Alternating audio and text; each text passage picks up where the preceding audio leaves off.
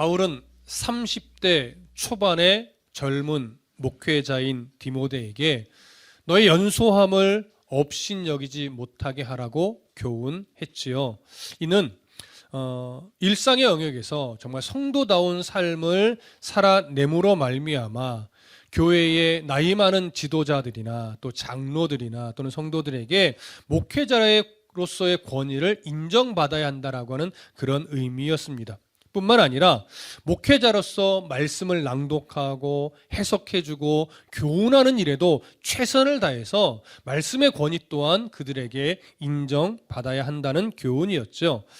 젊은 디모데가 목회자로서 이 두 가지 일에 정말 최선을 다해서 산다면 디모데 자신도 성숙해지는 결과를 맞이할 것이고, 디모데의 그 모습을 통해서 교회의 지도자들, 장로들, 또 성도들이 선한 영향력을 받아서 결국 그들도 말씀 위에 서서 견고하게 신앙이 성장하게 될 것임을 교훈하는 내용이었습니다. 자, 이제 바울은 디모데에게 교회 안에 있는 여러 그룹들과의 관계 속에서 어떻게 대하며 어떻게 교훈해 가야 할지 이 디모데에게 교훈합니다. 오늘 그 내용을 차근차근 살펴볼 건데요. 우리 1절과 2절을 다시 한번 읽겠습니다. 디모데 전서 5장 1절과 2절 함께 읽습니다. 시작. 늙은이를 꾸짖지 말고 권하되 아버지에게 하듯하며 젊은이에게는 형제에게 하듯하고 늙은 여자에게는 어머니에게 하듯하며 젊은 여자에게는 온전히 깨끗함으로 자매에게 하듯하라. 아멘. 지금 우리가 읽은 이 1절과 2절의 내용은 에베소 교회 안에 있는 남녀 각 연령층의 성도들이 어떠한 잘못을 했을 때 디모데가 목회자로서 어떻게 권면해야 하는가에 대한 태도와 자세에 대한 권면입니다. 자, 바울은 여기서 각 연령층을 어떻게 구분했냐면 늙은이와 젊은이와 늙은 여자와 젊은 여자로 구분을 했습니다. 자, 번역이 늙은이 이렇게 하니까 제가 자꾸 이렇게 함부로 말하는 것처럼 여겨져서 이 표현이 좀 어색한데 성경에 그냥 그렇게 번역을 했으니까 이해하시고 들어주시면 좋겠습니다. 바울이 디모데에게 이렇게 그 각 연령층을 나눈 어떤 기준은 정확하게 몇 살부터 몇 살 이렇게 나눈 것으로 여겨지진 않습니다. 당시 30대 초반의 목회자였던 디모데의 나이를 기준으로 해서 디모데보다 나이가 많은 남자 성도들을 늙은이로, 그 다음에 디모데보다 동년배거나 나이가 어린 남자 성도를 젊은이로, 그리고 디모데보다 나이가 많은 여자 성도를 늙은 여자로, 그리고 디모데와 동년배이거나 나이가 적은 여자 성도를 젊은 여자로 이렇게 구분해서 표현한 것으로 여겨집니다. 그 첫 번째 대상이 바로 늙은 남자죠. 자, 바울은 이렇게 권면을 합니다. 디모데에게 늙은이를 꾸짖지 말고 권하되 아버지에게 하듯 하라라고 이야기를 하죠. 여기서 늙은이로 번역된 헬라어가 프레스비테로라고 하는 단어입니다. 우리가 보통 대한예수교회 장로회 할 때 이 장로라는 표현이 프레스비테리안 이런 표현인데 이것이 이 단어에서 나온 겁니다. 그래서 원래 단어가 갖고 있는 의미는 나이가 많은 사람이거나 아니면 장로의 위치에 있는 사람이거나 아니면 당시 사내들인 공회의 의원의 자격으로 있는 사람들을 일컬어 이 표현을 사용을 했었죠. 그러나 오늘 바울이 쓰는 이 서신의 본문 안에서는 장로나 사내들인 공회의 의원을 말하는 것으로 보이지는 않습니다. 교회 안에 있는 나이가 많은 사람들, 많은 남자 성도들, 특히 디모데보다 나이가 많은 남자 성도들을 의미하는 것으로 여겨집니다. 따라서 바울은 교회 안에서 디모데보다 나이가 많은, 그래서 어른의 위치에 있는 성도들에 대해서 꾸짖지 말고 권하되 아버지에게 하듯 하라, 이렇게 권면을 한 겁니다. 그러면 꾸짖지 말라라고 하는 이 표현을 보면 분명 교회의 어떤 어른의 위치에 있는 남자 성도들이 어떤 잘못을 했을 때 그것을 지적하는 것과 관계가 있는 내용임을 우리가 알 수 있지요. 이 꾸짖지 말라라고 하는 단 표현이 어떤 의미가 있는지를 좀 정확하게 일단 알 필요가 있습니다. 꾸짖다로 번역된 이 헬라어가 에피플렉스라고 하는 단어인데요. 본래 단어의 의미는 뭐냐면 비난하다 또는 징계하다 이런 의미가 있어요. 이 비난하다, 징계하다의 의미를 갖고 있는 이 꾸짖다가요. 어떤 상황에서 주로 사용되던 표현이냐면 주인이 노예를 향해서 아주 거칠게, 아주 폭력적인 언사를 가하며 질책하는 것, 이런 상황에서 쓰여지는 표현이에요. 그러니까 지금 바울이 디모데에게 꾸짖지 말라, 교회의 늙은이를 향하여 꾸짖지 말라라고 하는 것은 여기에 어떤 의미가 되어 있냐면 교회의 어른의 위치에 있는 남자 성도들이 잘못이 있을 때, 어떤 잘못을 저질렀을 때 네가 목회자라고 해서 권위로 누르면서 거칠은 폭력적 언사를 가지고 그의 잘못을 함부로 지적하여 질책하지 말아야 한다, 이런 의미가 되는 거예요. 무슨 말씀인지 이해되시죠? 물론 그렇다고 해서 교회의 어떤 어른의 위치에 있는 남자 성도들이 잘못을 했을 때 어떤 그것을 그냥 넘어가라고 하는 의미는 아니에요.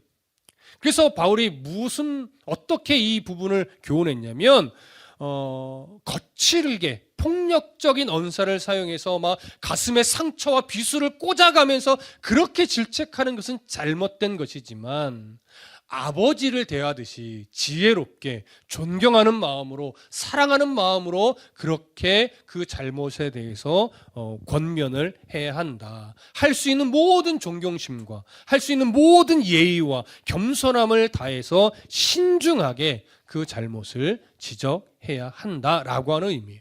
물론 그렇게 한다면 그 마음이 통해서 오해하지 않고 교회 어른의 위치에 있는 분들도 그 목회자의 어떤 권면을 잘 수용하실 것이라는 의미도 담겨 있는 것이죠. 저도 물론 앞으로 목회를 하면서 저보다 이제 어른의 위치에 있는 성도님들에게 어떤 무엇인가 좀 잘못된 부분을 지적해야 될 상황이 저도 생기겠죠. 지금까지는 뭐 거의 그런 일이 없었지만 앞으로 얼마든지 생길 가능성이 있는 겁니다. 그때 제가 만약에 조심스럽게 뭐 장로님 또는 권사님 또는 집사님 하면서 무엇인가 아주 신중하게 이야기를 꺼낸다면 그것은 즉흥적으로 말하는 것이 아니라 조금 오랜 시간 생각해보고 고민해보고 어떻게 말을 해야 오해하지 않을까, 이런 수많은 고뇌를 다 한 다음에 제가 말을 아주 조심스럽게 꺼내는 것이다 라고 이해하시고, 제가 뭔가 저보다 어른의 위치에 있는 저보다 나이 많은 남자 성도님들에게 무엇인가를 이야기하면 오해 없이 앞으로 잘 받아주시기를 부탁드립니다. 감사합니다. 이게 참 어려운 거예요. 자, 그런데 여기서 우리가 조금 더 깊이 볼 것은 뭐냐면 권하라라고 하는 표현이에요. 권하라. 이 권하라라고 번역된 헬라어가 파레칼레이라는 단어인데요. 본문 안에서 문법적으로 보면 명령형을 쓰고 있어요. 근데 명령이라고 해서 단호하게 그렇게 하십시오 이렇게 말하라는 것이 아니고, 이 단어의 의미는요, 간곡하게 호소하라라고 하는 의미예요. 그러니까 진짜 간절한 마음으로 너의 진심이 드러날 수 있도록 가식 떨지 말고 참으로 겸손하고 진실된 마음으로 이야기를 하라는 거죠. 그러면 그 말이, 그 마음이 분명 통할 것이라고 하는 의미가 담겨 있어요. 그렇다면 이 권면이 비단 목회자와 성도와의 관계에서만 이런 자세와 태도가 필요할까요? 그렇지 않겠죠. 교회 성도와 성도의 관계 속에서도 이 내용은, 이 태도와 중심은 분명히 가지고 가야 하는 겁니다.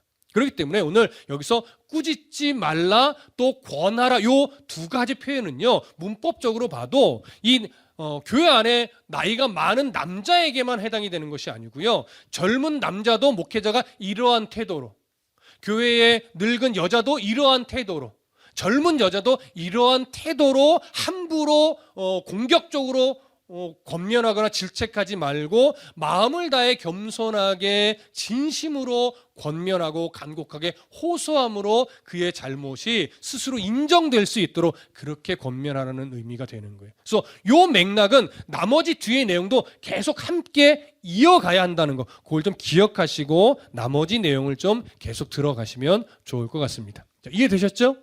자, 이제 두 번째로 바울이 디모데에게 권면하는 것은 젊은이입니다.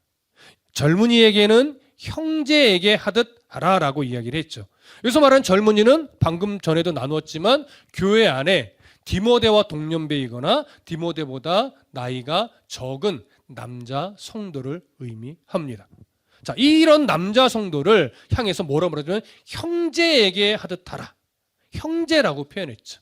헬라어로는 아델포스라고 한다는데 본래 단어의 의미는요, 어머니의 한 뱃속에서 나온 피를 나눈 형제를 의미하는 단어예요, 본래는. 근데 이것이 이제 조금 더 확장적 의미로 발전을 했는데, 친척이나 아니면 이웃 사람이나 아니면 동포나 아니면 영적인 믿음의 지체, 믿음의 형제에게까지도 폭넓게 사용되는 단어가 되었습니다.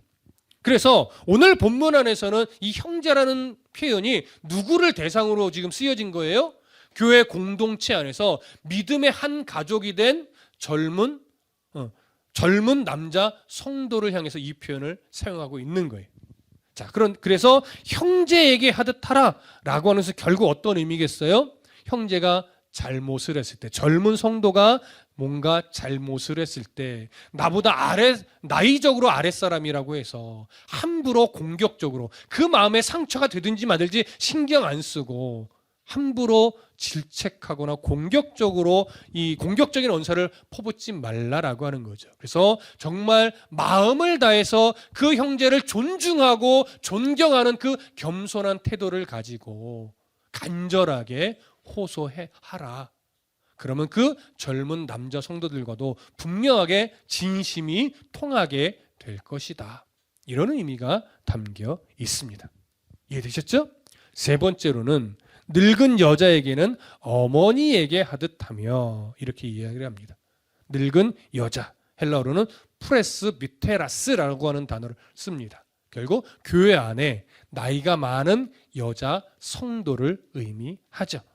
동일하게 여자 성도들, 나이 많은 여자 성도들이 잘못을 했을 때도 함부로 공격적으로 질책하지 말고 정말 어머니에게 대하듯이 자기의 권위적인 자세를 다 낮추고 겸손하게 진심을 다해 권면하라는 의미예요. 그러면 그 진심이 분명 통할 것이라는 의미죠. 그러니까 맥락은 지금 다 똑같이 가고 있어요. 네 번째, 이제 말 안 해도 아실 거예요. 젊은 여자에게는 온전히 깨끗함으로 여자에게 하듯 하라. 이렇게 표현하죠. 여기 젊은 여자 네오테라스라고 하는 단어를 쓰는데 교회 안에 있는 결혼을 했든지 안 했든지 젊은 여자 성도를 의미합니다. 당시로 보면 디모데와 동년배이거나 나이가 더 적은 여자 성도를 의미하죠. 그런데 이 젊은 여자 성도들에 대한 교훈에서는요, 앞에서는 없었던 수식된 내용이 하나 첨가가 되는데 그것이 뭐냐면 온전히 깨끗함으로, 이렇게 이 표현이 더 들어가요. 그래서 온전히 깨끗함으로 자매에게 하듯 하라. 그럼 이 온전히 깨끗함으로는 어떤 의미겠습니까? 도덕적으로, 종교적으로 순결한 마음을 가지고 하라는 거예요. 여기에는 하나의 의미가 덧붙여져요. 성적으로도 순결한 마음을 가지고 권면을 하라는 거예요. 그래서 온전히 깨끗함으로 자매에게 하듯 하라라고 하는 것은 도덕적으로든 종교적으로든 또는 어떤 성적으로든 불순한 마음을 품지 말고 정말로 자매를 대하듯이 깨끗한 마음으로 그의 잘못을 겸손히 지적해주고 권면할 수 있어야 한다는 거죠. 왜 이런 표현이 덧붙였겠습니까? 디모데가 30대 초반의 젊은 목회자이며 아직 결혼하지 않은 목회자였기 때문에 그래요. 그래서 혹여나 의도하지 않았던 실수할 수 있기 때문에 젊은 여자를 대하여 권면할 때는 충분하게 그 관계가 오해되지 않도록, 그리고 스스로도 실수하지 않을 수 있도록 온전하고 깨끗한 마음으로 정말 내 자매에게 권면하듯이 그렇게 권면해야 한다라고 하는 의미가 되는 겁니다. 그리고 이 권면이 중요한 이유는요, 당시에 여러 지역에 세워진 교회들 안에 이 젊은 리더자들이나 어떤 목회자가 이 젊은 여성도들과의 관계 속에서 좀 문제를 일으켰던 일들이 종종 일어났었기 때문에 그렇습니다. 그래서 그런 일들이 이미도 일어났었기 때문에 디모데의 목회가 더 건강해지기 위해서는 특별히 더 이런 부분을 조심하여 권면해야 함을 이야기하는 것이죠. 여러분 이해되시죠?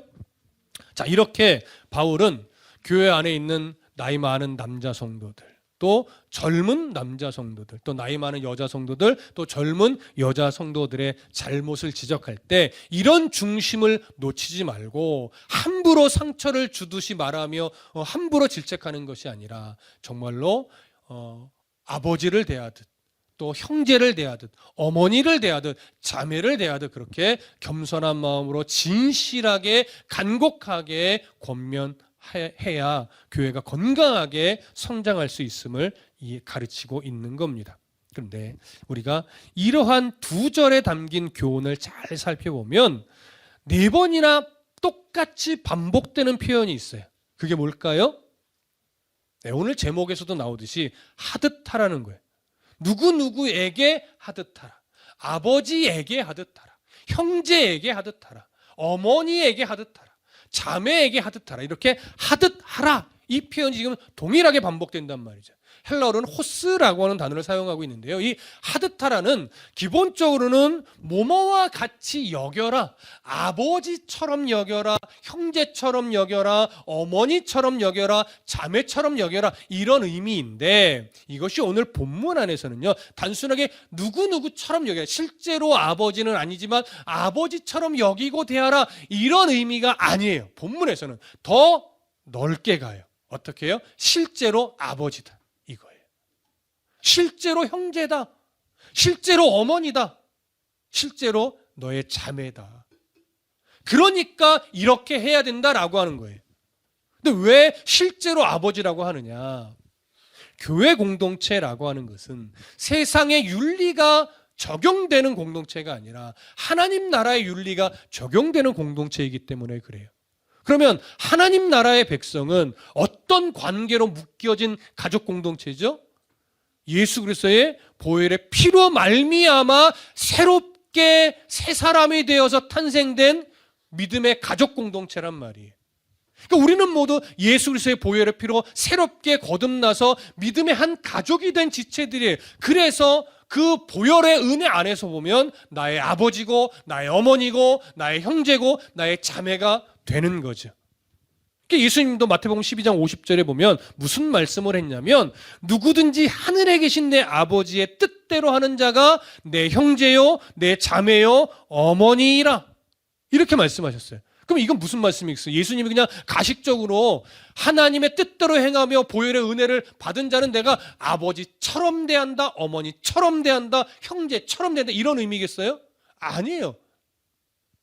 보혈의 공로로 말미암아 은혜를 덧입어 성령의 인도하심을 따라 비록 실수가 많이 있다 할지라도 그 음성을 따라 열심으로 살아가려고 애쓰는 하나님의 자녀들은 실제로 예수님의 형제요, 자매요, 어머니다 라고 하는 의미가 담겨 있는 거예요.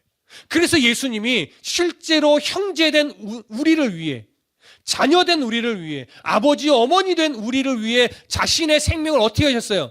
기꺼이 내어주셨단 말이에요. 여러분 물론 육신의 부모도 육신의 자녀를 위해 기꺼이 생명을 내어줄 마음의 준비는 되어 있겠죠. 하지만 실제로 자기의 생명을 자식을 위해 내어줄 수 있는 것과 주고자 하는 마음이 있는 것과는 좀 다른 거예요. 그게 쉽지 않은 거예요, 여러분. 무슨 말씀인지 이해되시죠? 이 안에 계신 우리 성도님들도 얼마든지 자녀를 위해 생명을 내어줄 마음에 각오는 되어 계실 거예요, 다. 근데 실제로 자기의 생명을 내어줄 수도 없을 뿐더러 줘야 되는 상황이 온다면 이게 쉽게 나를 죽여주세요라고 앞장서서 그 죽음의 칼 앞에 자기 목을 들이밀 수 있는 자는 이게 쉽지 않은 거예요. 또 그렇게 못했다고 해서 손가락질할 수 있는 일도 절대 아니고요.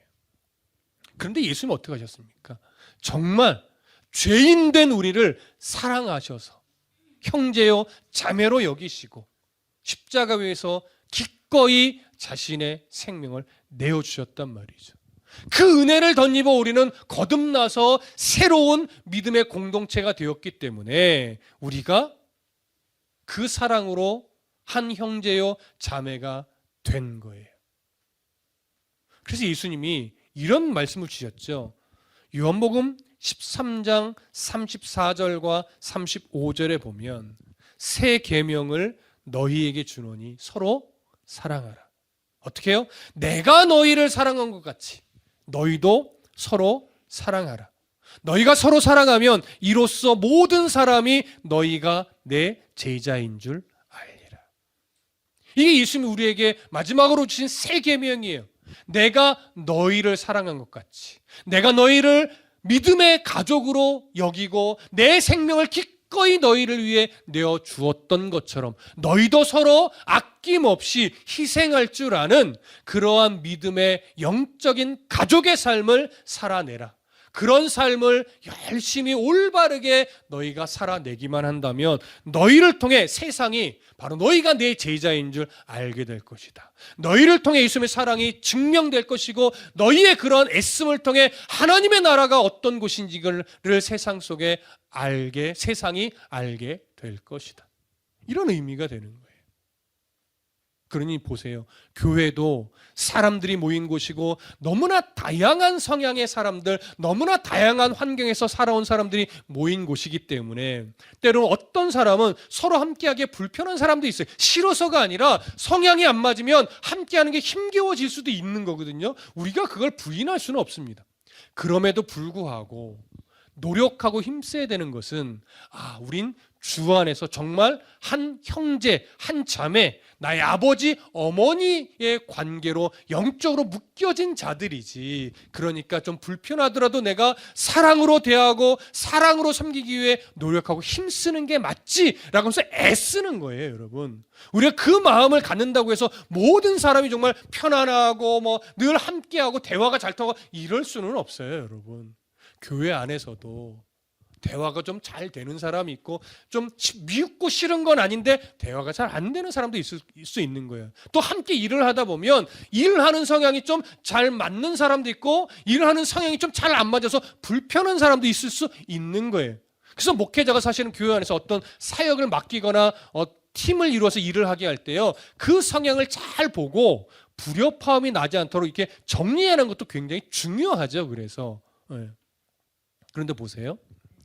교회가 바로 그렇게 정말로 한 형제처럼이 아니라 한 형제의 마음을 가지고 그렇게 서로 관계를 맺고 신앙의 삶을 살며 서로 위로하고 격려하고 서로 용기를 북돋아주며 이렇게 살아간다면 교회는 세상 앞에서 정말 교회다운 모습을 보이며 좋은 영향력을 끼칠 거예요. 근데 우리나라 한국교회가 한동안 많이 놓친 게 뭐예요? 교회 안에 있는 기득권 싸움이고 다툼이에요. 근데 더 심각한 문제는 뭐예요? 그 기득권 싸움과 그 다툼이 교회 안에서 정리가 되지 못하고 세상 법적으로 너무나 많이 갔다는 얘기예요. 그러니까 세상 법정에서 교회의 싸움이 막 올라가고 그것이 이슈화되니까 세상의 교회를 통해 하나님의 사랑을 보지 못해요. 세상은 교회를 향해서 이렇게 손가락질하죠. 믿는 것들이 더해. 목사들이 더해. 장로들이 더해. 집사들이 더해. 이런 소리를 듣는 거예요. 이런 비난을 받고 이런 손가락질을 받는 거예요. 왜요? 교회 안에서 서로를 형제로 바라보는 시선이 아예 깨져버리고 서로가 서로를 바라볼 때 내 기득권에 유익이 되는 자냐, 유익이 되지 않는 자냐 이렇게만 바라보고 대하니까 뭔가 불편함이 생기면 그 사람을 끝까지 매장시키는 혀야 속이 풀리는 이런 식의 모습이 교회 안에서 사실은 존재해 왔단 말이에요.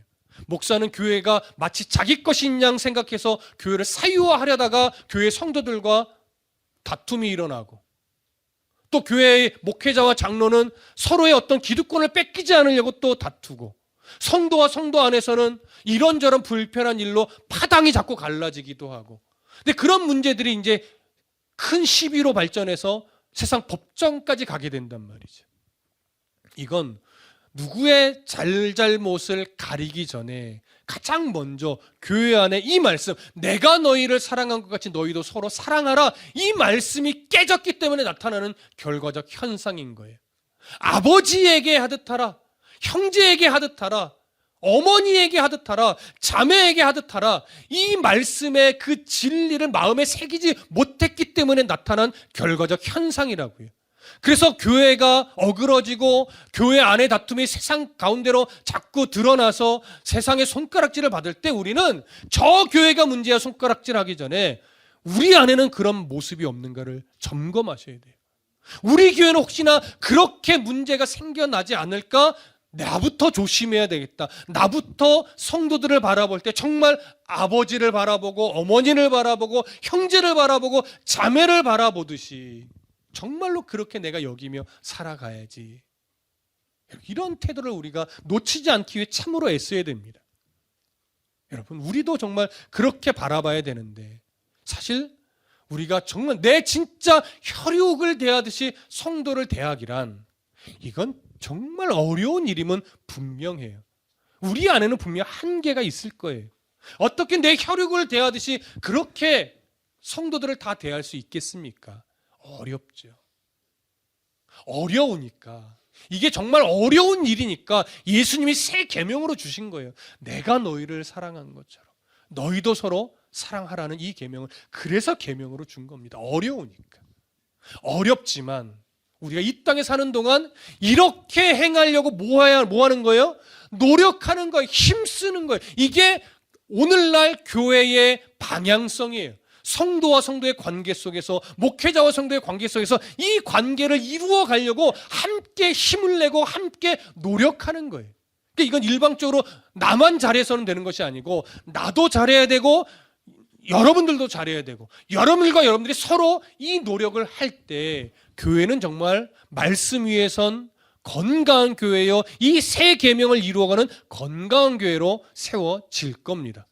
그리고 그런 애씀을 우리가 함께 가지고 간다면 이제 누군가는 다드림 교회를 바라보며 또 우리 성도들을 바라보며 야 정말 교회답다, 야 정말 목사답다, 야 정말 성도답다, 이런 소리를 듣게 되겠죠. 우리가 그런 세상의 칭찬을 받기까지 우리 오늘도 정말 서로가 서로를 바라보는 우리의 시선이 오늘 바울의 교훈처럼 또 예수님이 우리에게 주신 새 계명처럼 그렇게 바뀌어지기 위해 정말 노력하고 힘쓰는 성도가 되어주시기를 간절히 소망하고 축복합니다. 기도하겠습니다.